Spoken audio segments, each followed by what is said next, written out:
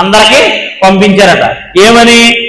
ఏమనండి, ప్రతి పురుషుడు తన ఇంటిలో అధికారిగా ఉండవలెను అంటే దాని అర్థం ఏంటి? ప్రతి స్త్రీ తన భర్తకి ఏం చేయాలని? లోబడాలి అనే మాట వస్తుంటే స్త్రీలు చాలా మందికి నచ్చట్లేదు. అమ్మ నువ్వు భర్తకి నువ్వు లోబడు అంటే నచ్చట్లేదు.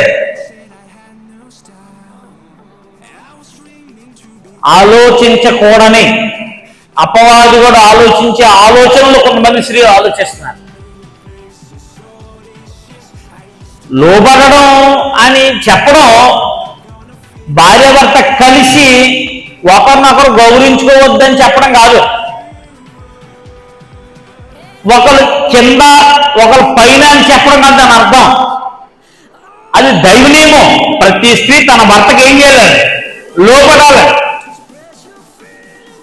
దేవుడు భార్యకి స్త్రీకి ఇచ్చినటువంటి గౌరవప్రదమైన స్థానం.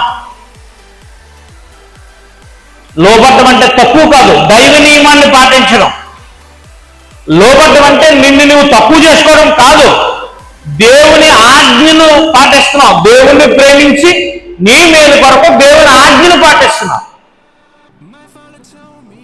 లోబడ్డం అనేది ఎంత మంచిది లేదా ఎంత ప్రమాదకరం అంటే, ఒకవేళ నువ్వు లోబడకపోతే చాలా మంది ఏమండి మేమే లోబడాలండి, వాళ్ళు ప్రేమించరండి, వాళ్ళు ప్రేమిస్తే మేము లోబడతామండి అని చాలా మంది అభిప్రాయపడతా ఉన్నారు.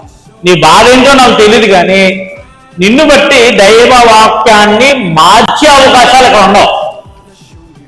అది నాకైనా నా భార్యకైనా ఈ ప్రపంచంలో ఏ స్త్రీకైనా ఏ పురుషుడికైనా దైవ నియమం ఒకటే, ప్రతి స్త్రీ తన భర్తకు లోబడాలి.